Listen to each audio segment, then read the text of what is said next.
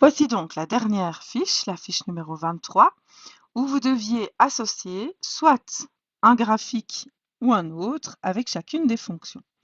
Donc pour la première fonction, x carré moins x moins 2 sur x plus 1, je sais déjà que je dois faire une condition d'existence et que x plus 1 doit être différent de 0, ce qui me donne x différent de moins 1. Donc c'est bien en moins 1 que j'ai un problème.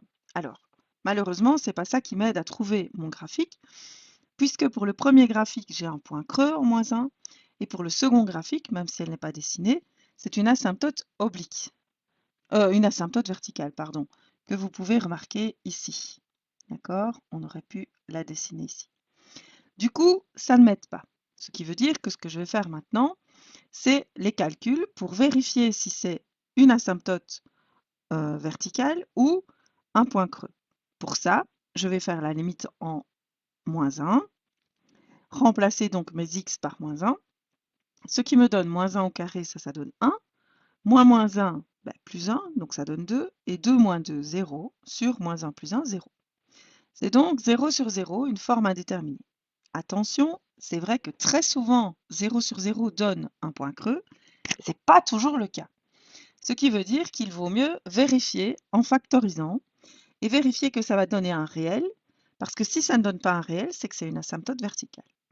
Donc, je vais faire les racines de mon numérateur, donc delta, qui va donc me donner un delta de 9, et donc des racines qui valent, je vais refaire le calcul à côté pour que je vous le rappelle, donc vous avez delta qui vaut b carré, donc moins 1 au carré, moins 4 fois 1 fois moins 2, ce qui me donne 1 plus 8, et donc ça donne 9. Ça, vous l'aviez. Et pour faire les calculs qui donnent 2 et moins 1, vous faites moins b, donc moins 1, 1, plus ou moins la racine de delta, donc 3, sur 2a, donc sur 2 fois 1, 2. Ce qui donne 1 plus 3, 4 sur 2, 2, et 1 moins 3, moins 2 sur 2, moins 1. Voilà comment on a obtenu 2 et moins 1. Pour factoriser, vous vous souvenez, la règle c'est a fois x moins x1 fois x moins x2. Du coup,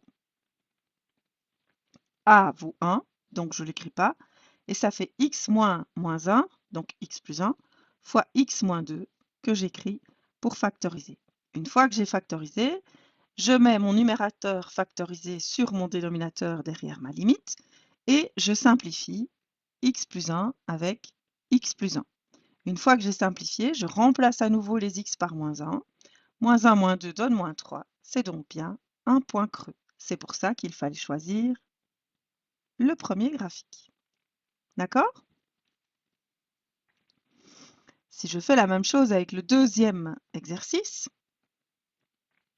là, j'ai un dénominateur qui est lié à une expression du second degré, donc je fais delta de nouveau, b carré, donc moins 6 au carré, 36, moins 4 fois 1 fois 8, qui nous donne 32, et 36 moins 32 donne 4. Ensuite, si je fais mes calculs, x1, x2, je vais donc faire moins b, 6, plus ou moins la racine de delta, 2, sur 2a, donc sur 2. Et 6 plus 2, ça fait 8 sur 2, 4. 6 moins 2, ça fait 4 sur 2, 2. Voilà pourquoi je dois être différent de 4 et de 2.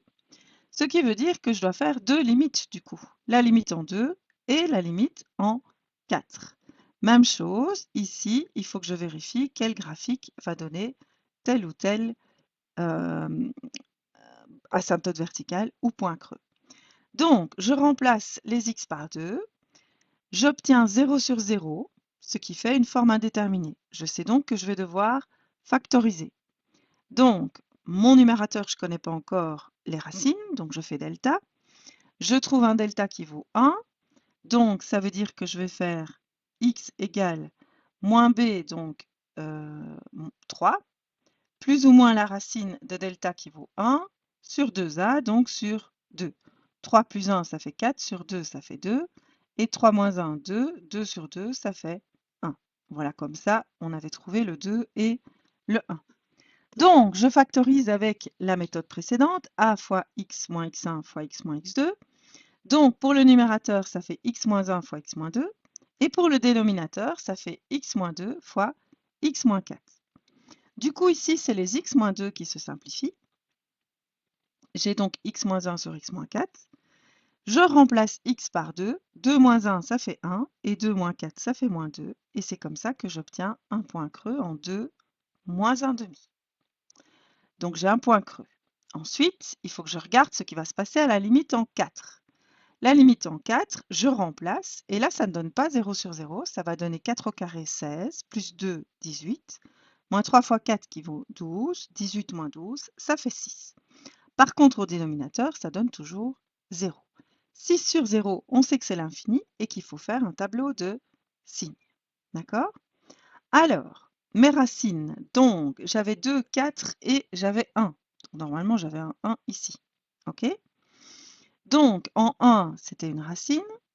J'ai toutes les deux des expressions du second degré et toutes les deux avec des x carrés qui sont positifs. Donc, c'est toutes les deux des paraboles comme ceci. Donc, je commence à plus, puis je vais à moins, puis je vais à plus. Même chose au dénominateur. Donc, plus et plus, ben, ça fait plus. Ensuite, j'ai 0. Moins et plus, ça fait moins. 0 sur 0, c'est mon point creux.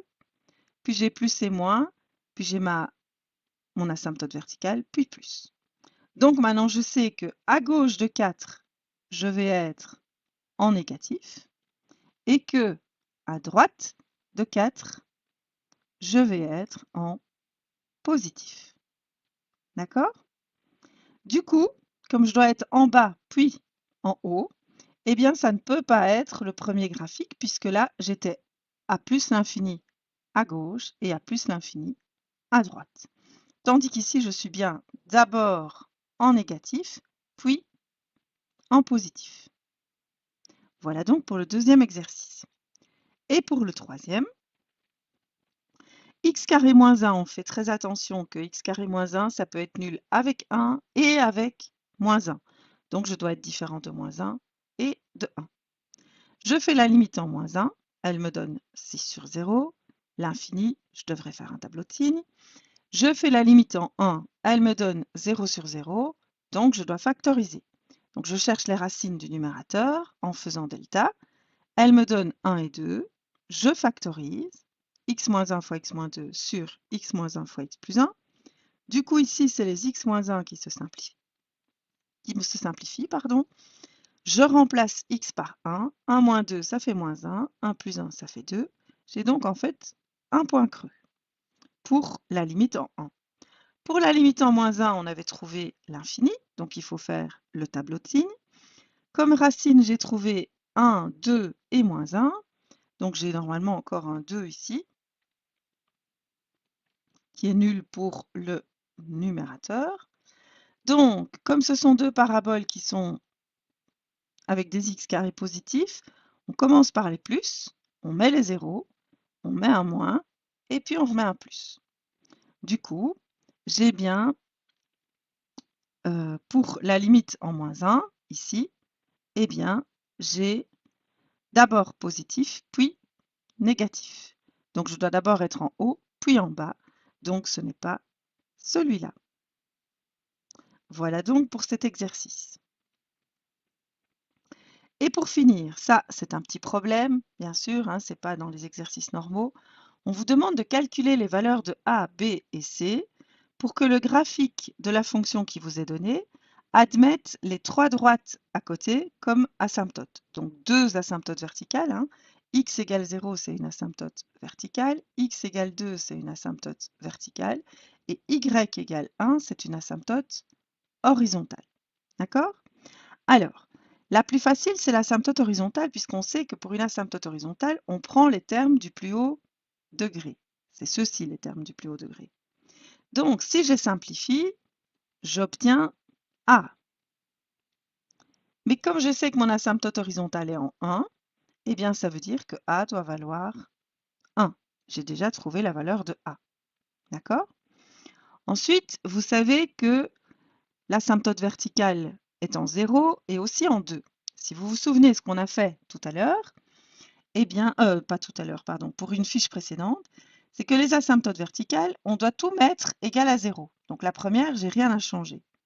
Par contre, pour la deuxième, je vais écrire x moins 2 au égal à 0.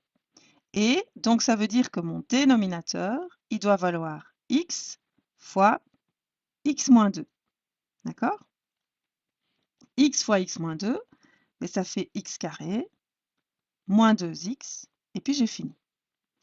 Du coup, si cette expression-là doit être égale à x carré plus bx plus c, eh bien, c'est que b vaut moins 2 et que c, lui, ne vaut rien du tout, donc il vaut 0.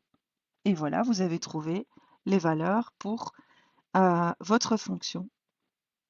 Voilà ce qui termine toutes vos fiches obligatoires en classe.